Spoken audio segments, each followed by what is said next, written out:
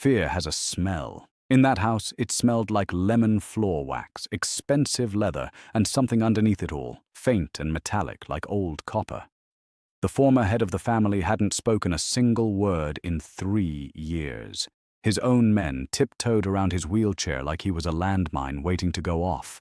His son, the current boss, treated him like a loaded gun. Nurse after nurse had come and gone, driven out by a silence that felt like a weapon. But the newest one wasn't Mafia. She was a palliative nurse making $28 an hour, running on cold coffee, and completely, utterly out of patience. So she said one word in Italian, and everything changed. Stick around, because what happens next inside that fortress is something none of them saw coming. The iron gates of the estate didn't just open, they retreated.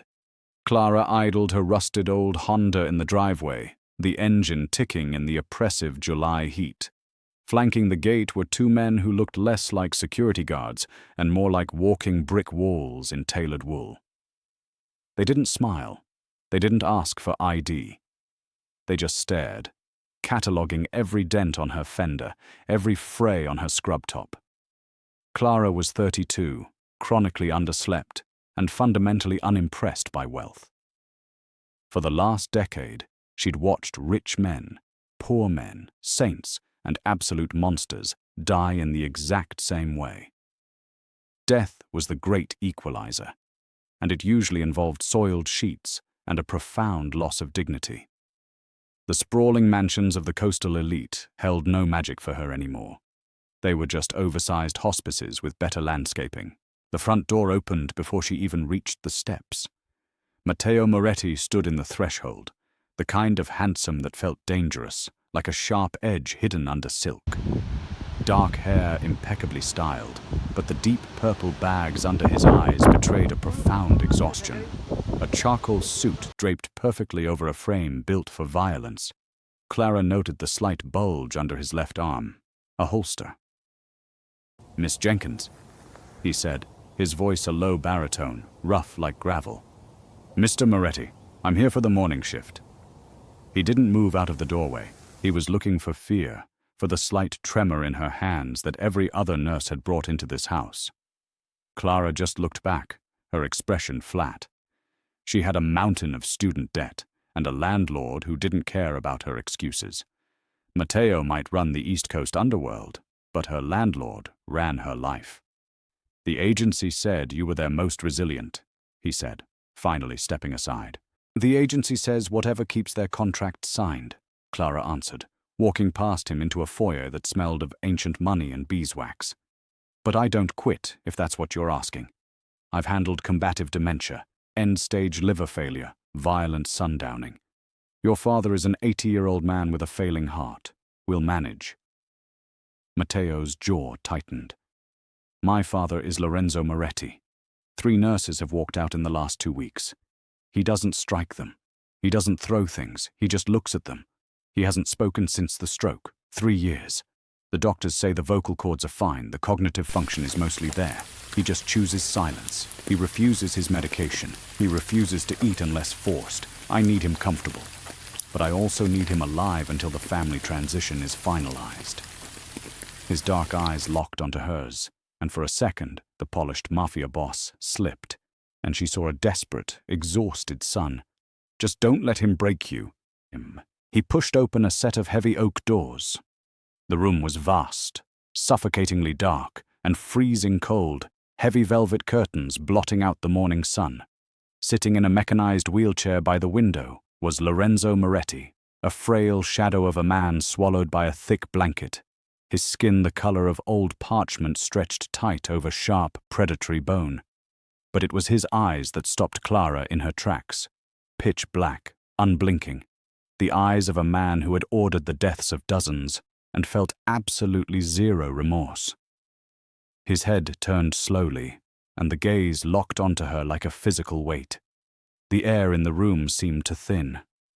Clara set her bag down on the dresser with a thud that echoed like a gunshot.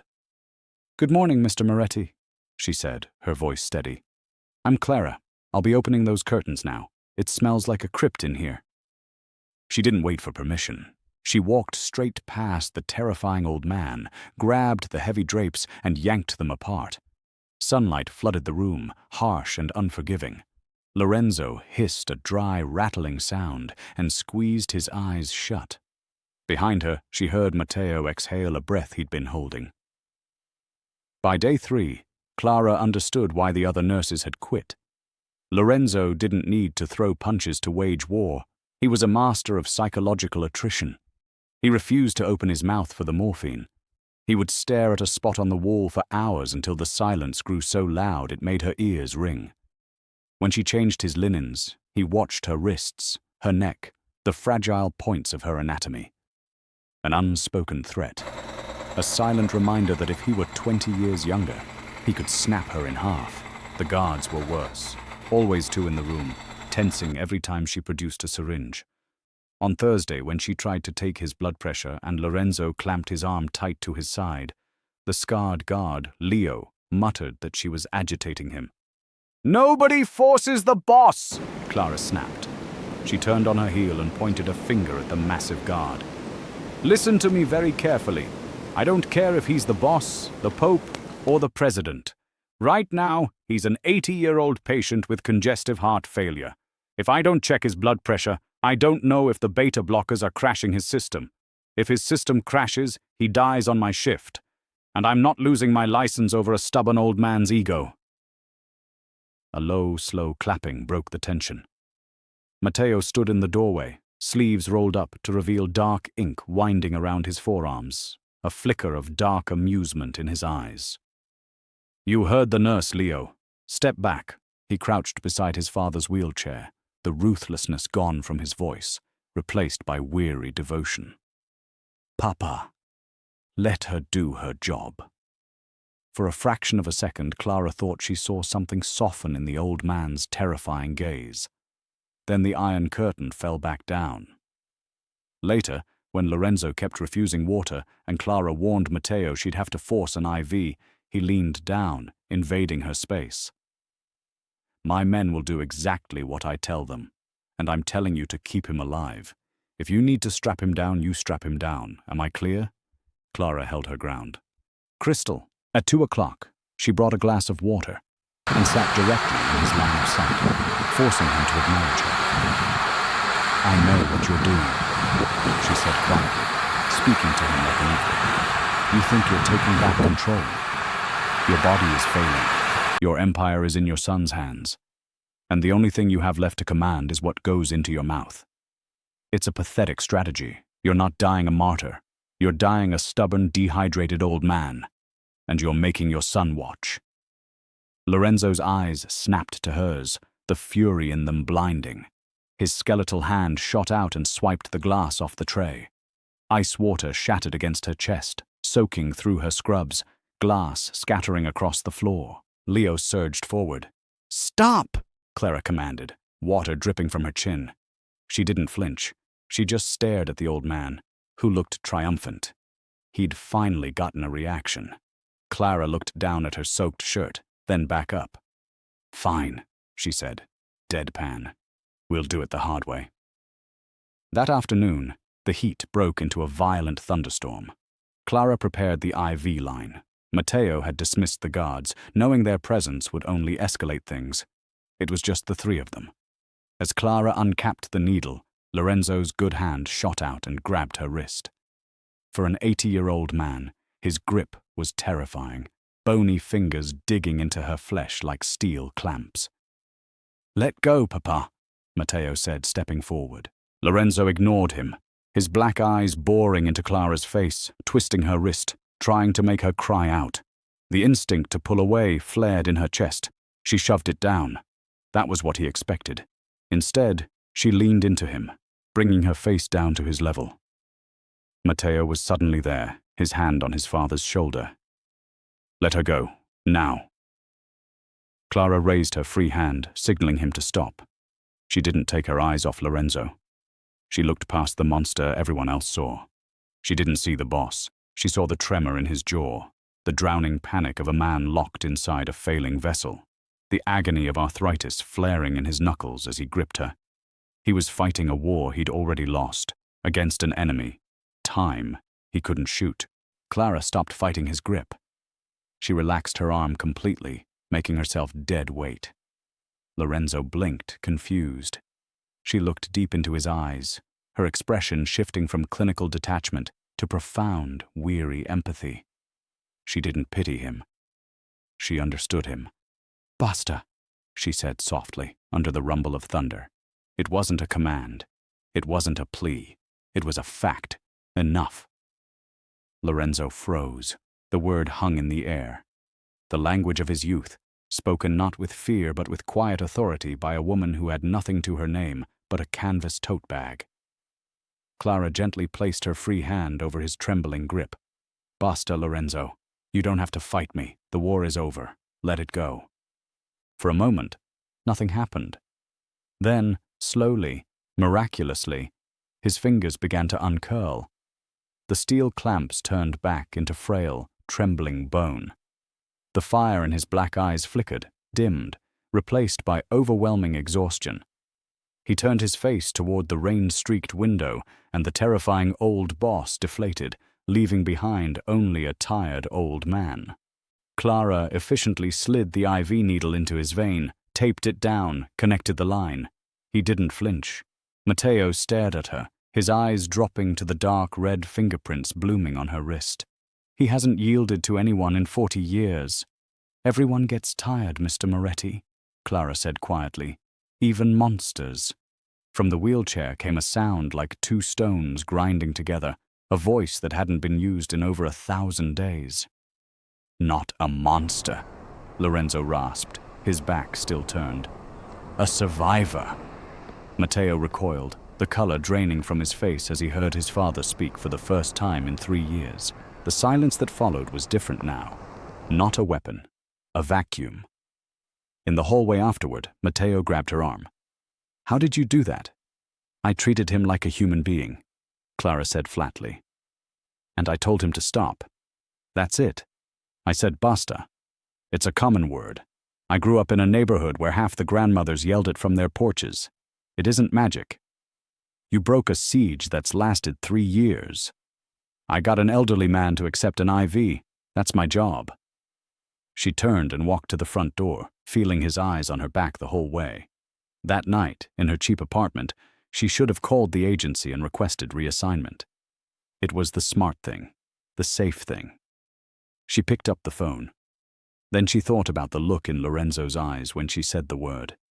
That crushing, suffocating exhaustion. A monster, yes, but a monster trapped in a decaying cage, entirely alone. She tossed the phone back onto the table. She would go back tomorrow. The next morning, the storm had evolved into a violent nor'easter. The atmosphere inside the house had shifted, electric. Men in dark suits moved quickly through the corridors, speaking in hushed, urgent tones. She found Matteo in the industrial kitchen, looking like he hadn't slept, his tie loose. 2 men near the back door, one checking the magazine of a heavy pistol. "We have a security situation," Matteo said, dismissing the men. "The estate is on lockdown. No one comes in, no one goes out. I have a shift until 4, and a cat to feed." Matteo let out a short, dry laugh. "There's a credible threat against my family's compound, and you're worried about a cat.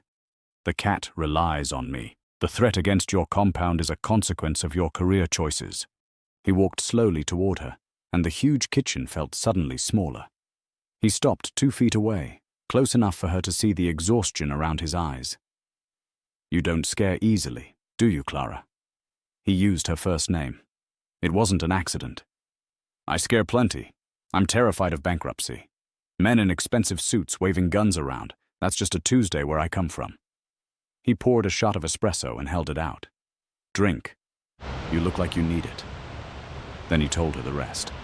A rival faction, the Lucchesi family, had heard a rumor that his father was dead and that Matteo was concealing it. They were testing the perimeter. The fact that he spoke changes the dynamic. A breathing, speaking boss is a deterrent. A silent, fading ghost is an invitation for a bloodbath. He looked at her bandaged wrist. "Does it hurt?" "I've had worse from Alzheimer's patients who thought I was stealing their silverware," she lied. It hurt like hell. Upstairs, Lorenzo's room was as she'd left it. The old man turned his head. The feral rage from yesterday gone, replaced by cold, calculating intelligence. "Nurse," he rasped, stronger today. He watched her face. "You are not afraid." "We established that yesterday." She adjusted his blanket. "They are testing the gates." His voice was a low, rusty whisper, conserving energy. "Mateo is strong, but he is a hammer. He only sees nails. The New York families, they are water. They find the cracks." His eyes drifted back to her. "If they breach the house, the hammer will swing at the front door and the water will come up the back stairs. Lock the door, nurse." The lights flickered, hummed violently, and died. The entire estate plunged into absolute darkness. 10 seconds passed. The emergency generator never kicked in. "Lock the double doors," Clara whispered to Leo. She felt her way to the oak doors and through the heavy brass deadbolt just as a muffled, heavy thud echoed from deep in the house. Not thunder. A door being kicked off its hinges. Leo's flashlight clicked on, cutting through the darkness. Then came shouting, the sharp staccato crack of gunfire. Clara dropped to her knees beside Lorenzo's bed. Heavy footsteps pounded in the hallway. Someone yanked the door handle. "Locked! Blow it!" Lorenzo's hand dropped down, grabbing her shoulder. "The bathroom. Reinforced walls. Go. They want me. They don't care about a nurse." Before she could move, a deafening explosion shattered the air. The heavy doors blew inward in a shower of splinters and smoke. The blast threw Leo backward, his gun sliding across the floor. 3 men in dark tactical gear stepped through the haze, faces obscured, moving with terrifying precision. "Target acquired. In the bed." Clara was frozen. The survival instinct screamed at her to run, but her legs wouldn't obey.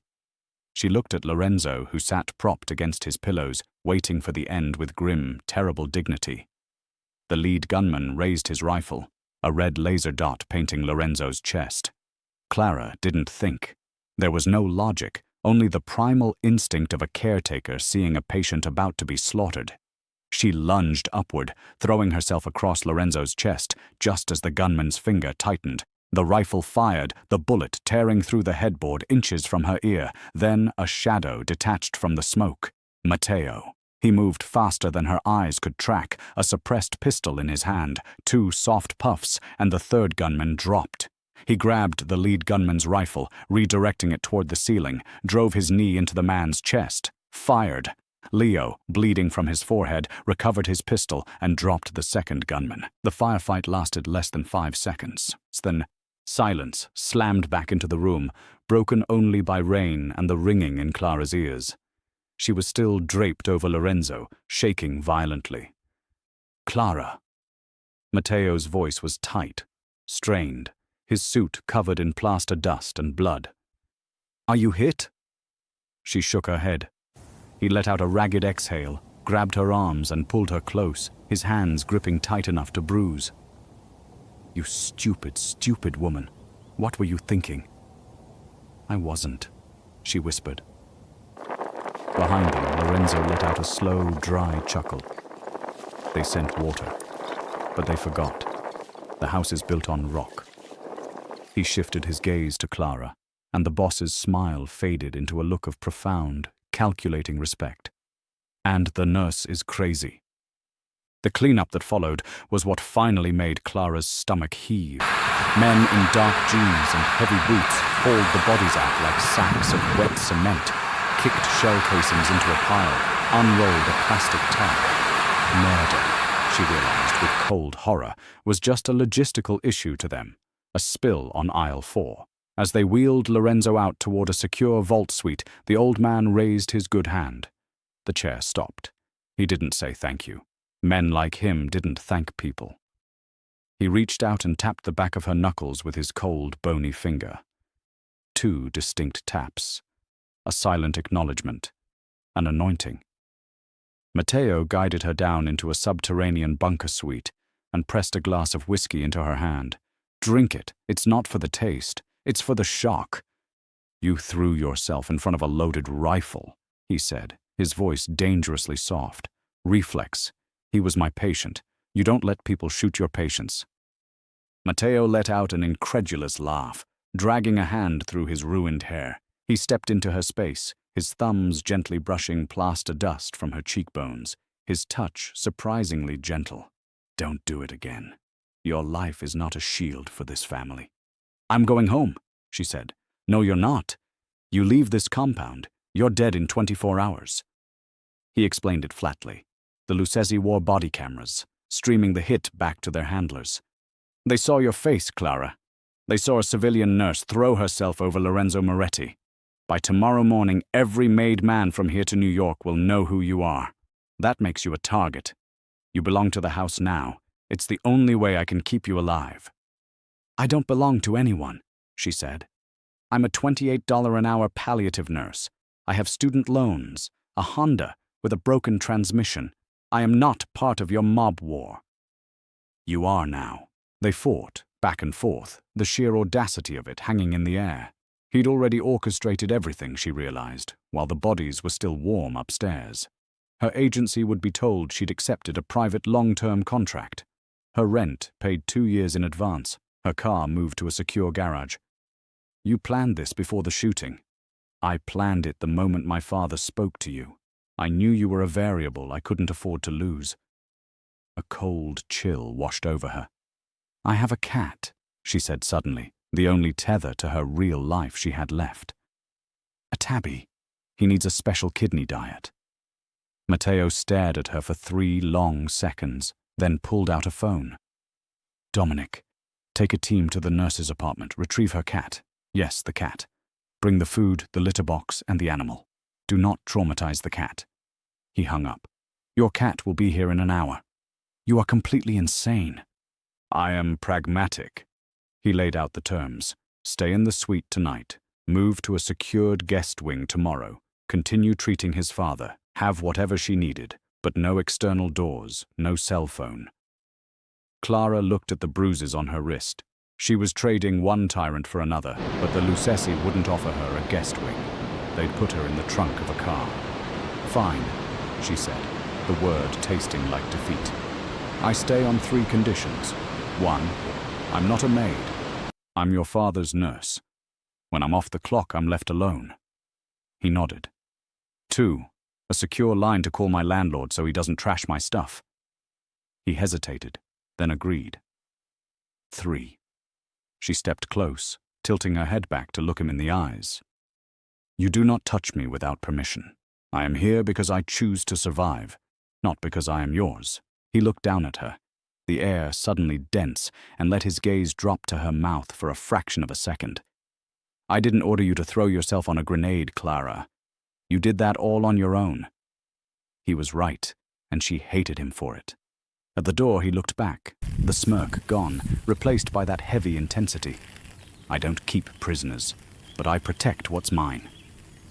The deadbolt engaged from the outside. 3 days later, the estate had transformed from a manor into a fortress.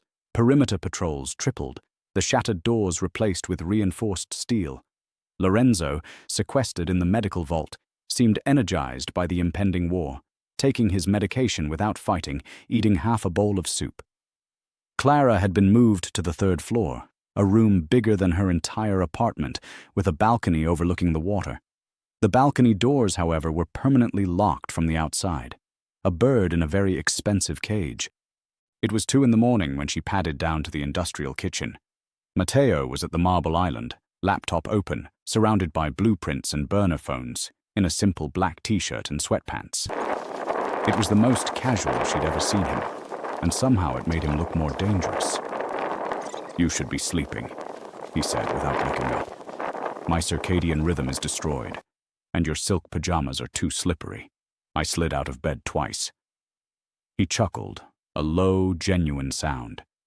She made 2 espressos and slid one across the island. How bad is it? The war. It's escalating. The Lucchesi are trying to hit our supply lines. It's expensive and messy. He looked directly at her. They saw your face, Clara. By now, every made man knows you saved him. That makes you a soft target. I talked to my landlord today, she said. changing the subject before the anxiety could strangle her. He said my rent was paid through years from a shell corporation. He sounded terrified of me. Good. Fear ensures compliance. It also makes people call the FBI, Matteo. It was the first time she'd used his first name without the formal title.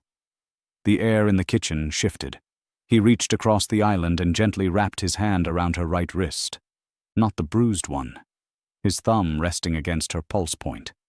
His touch was incredibly gentle, a stark contrast to the violence she knew his hands were capable of. Your heart is racing. I just drank a double shot of espresso, she lied. His dark eyes locked onto hers, the exhaustion in his face fading, replaced by an intense, simmering focus. You're adapting. Most people would be catatonic by now. My father recognized it. That's why he respects you. He only respects things that refuse to break. And what do you respect, Matteo? She asked, her voice steady despite the hammer beat of her heart.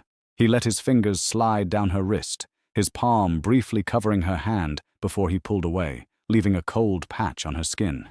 He stood, grabbing his coffee, the sharp edges of the Mafia boss sliding back into place, but the raw heat in his eyes remaining. I respect loyalty.